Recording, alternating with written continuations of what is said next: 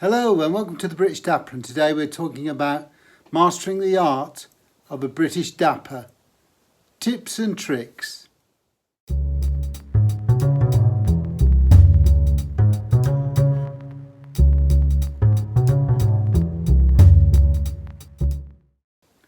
So in today's video we're looking at mastering the art of being a British Dapper, and I'm going to give you some of my tips and tricks that I use to generate the type of look that I want, depending on not only the season but also the level of formality.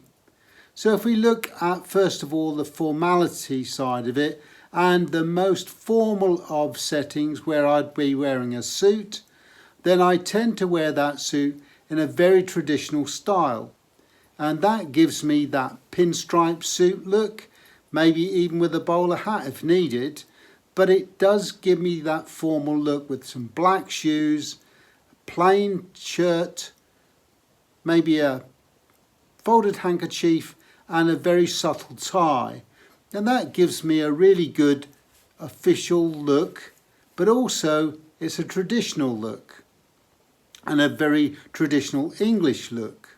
And the reason why I say that is because depending on the season, depends on the style that I'm going to employ. For example, if we're looking at more of a summer wear, then I'm going to employ something that's maybe a little bit more Mediterranean in feel. So if I'm going to wear a suit in the summer months, then I'm wearing a lightweight suit and a much more relaxed style. So therefore, in that situation, I'm looking at more typically of what the Italians or Mediterranean styles are like, and mimic some of those. So similarly, when we're looking into that period of autumn, as an example, that suit wear would be a much thicker suit as well. So potentially we're looking at a tweed based suit or a heavy wooled suit, and they go particularly well not only in the formal setting but also in that semi-formal environment as well, and very warm suit to wear. So in the winter months and autumn period you still have that really good robust suit to wear. And when it comes to those softer wears, for example, where it's less formal and we're looking at wearing a suit in a more casual setting, then you can't really go far wrong with something like this suit here. And you can see quite clearly that we're wearing that woolen suit.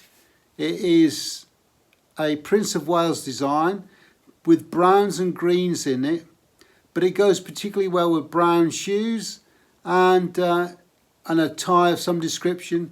Don't be afraid to wear a solid pocket square if it complements the tie. I tend to be a little bit careful sometimes with the pocket squares that I use. So if it's too busy in the tie, maybe I'll try and dull down the colour or the patternation in the pocket square.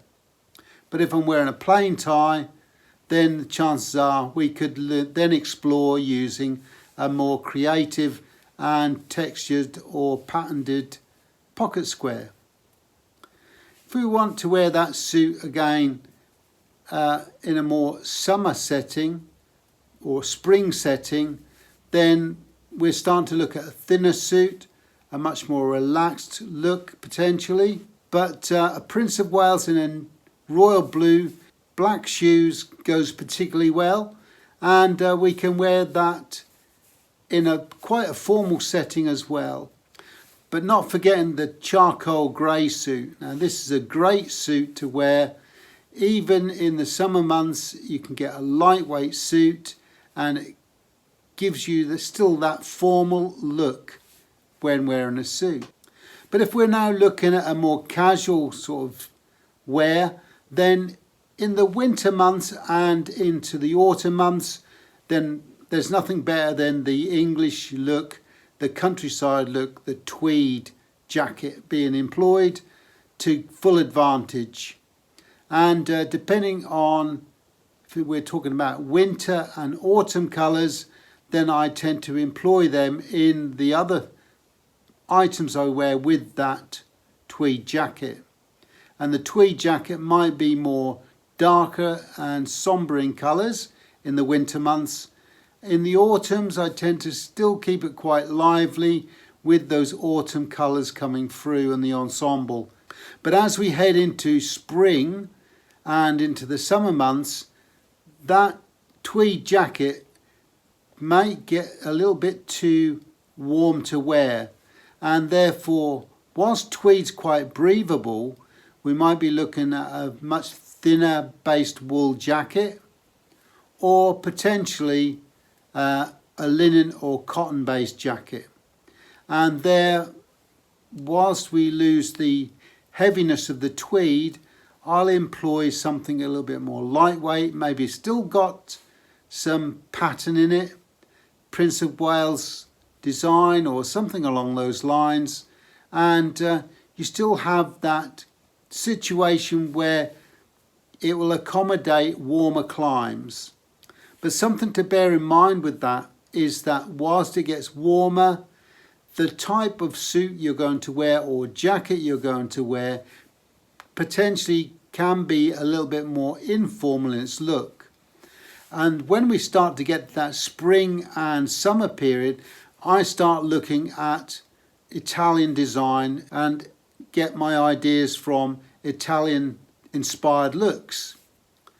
And with that, I start to employ hole cut shoes instead of brogue shoes as an example, or maybe use those types of shoes that are a little bit more relaxed, for example suede based shoes, or it could be, for example, those penny loafers or loafer designs.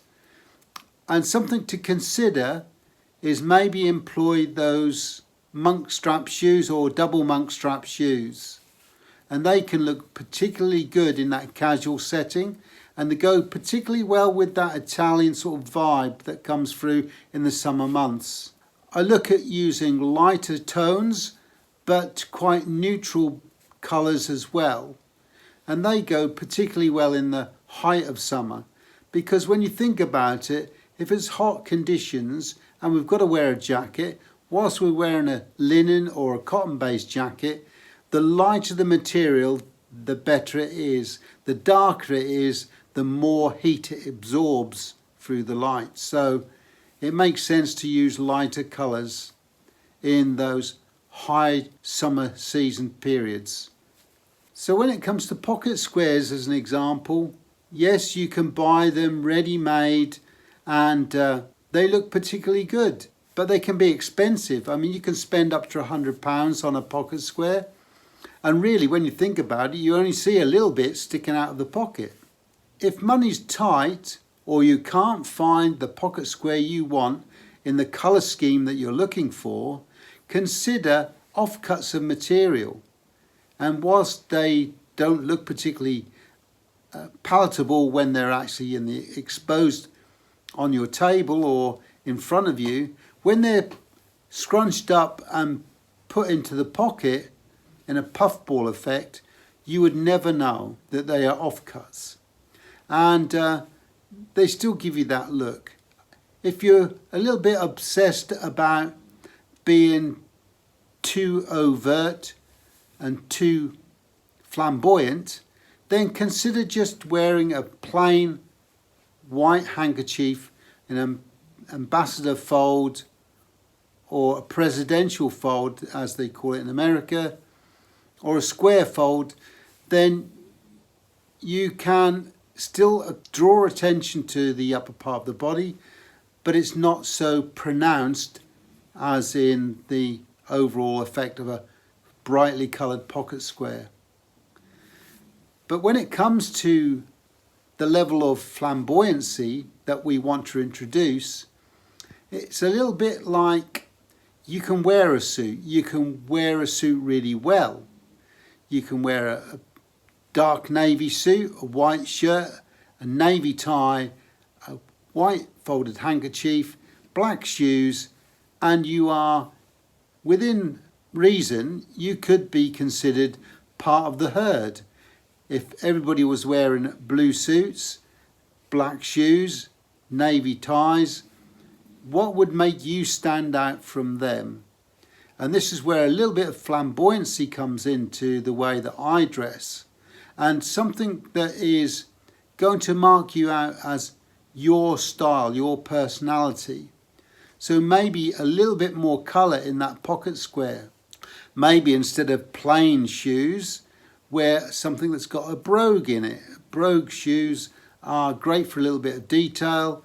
Maybe change the colour of those shoes as well. Depend on the level of formality that you're attending a function or an event for. But something to really think about is the colour of the shirt. Whilst we're in a formal setting, I tend to stick with plain white shirts. Maybe when it steps down to a little bit more informal, then I'll go for a blue shirt of some description. But then the next level down, if I'm wearing a blazer as an example, then, and it's a more of a casual setting, then the chances are I'm going to wear a striped shirt or something with a bit of colour in it. And don't be afraid to use pink or light blue as a compromise to that white shirt. And the holy trinity of shirts is white, pale blue and pink. And if you've got those three shirts, you can accommodate just about any situation you find yourself in. So in those summer months, if I have something formal to attend, albeit still quite hot, and I don't want to wear a full wool suit, then I would wear something that is lightweight, more relaxed in its fit, and lets the air circulate around. But also I potentially wear a blazer, and that's a really good look with a tie, shirt, pair of shoes, pair of flannel trousers or light material trousers. For example, a grey trouser goes particularly well. Or I will wear something like this, which is quite a thin material, goes particularly well in the summer months and still quite breathable, and goes well with a pair of trousers and a normal pair of shoes, or even a pair of suede shoes. So quite a relaxed look, but more with the season I get a little bit of breathability from the actual jacket itself. Blazers are great for formal settings and or semi-formal settings, and in this day and age stand out. So don't be afraid to wear one if you want to go to something that's quite a formal event. A formal blazered look really does still look sharp and on point in this day and age. So just a few ideas there, a few tips and tricks that I employ to get me through the spectrum of all four seasons and the level of formality from very formal to very casual. The only thing I haven't covered is when we get to informal or very casual looks in the summer months, and for that it doesn't take much of imagination. I tend to go to Italian inspired ideas, and I go for casual trousers and maybe a polo shirt and a light pair of shoes, for example, and you've got a great look in the summer months. But don't forget hats as well. So even in the summer months, straw hat is quite a good addition to your wardrobe. Anyway, just a few ideas there for you. And while I'm on the subject about men's attire, I just want to remind you about our Patreon page, where we give additional content to our Patreons, and depending on the level that you sign up to, you can have not only access to our one-to-one tuition, coaching, we give additional content as well. So we give weekly videos and also monthly videos, which is exclusive content only to the Patreon group. So I hope you enjoyed the video. If you did, give us a thumbs up. If you'd like to subscribe, then please feel free to do so. We have a Buy Me a Coffee page, so if you'd like to make a contribution to the channel, then please feel free to do so. We also love constructive comments, so if you'd like to make some, jot them down below. We'll get back to you as soon as we can. And if you've got a question you'd like to pose to us or you'd like an answer to, then why not jot it down? We'll try and answer your question for you. We also like ideas for future videos, so if you want to make a contribution and make a suggestion about future content, then please, again, jot it in the notes below and we'll get back to you as soon as we can. The next video could be something that you've recommended or suggested. So until next time, take care.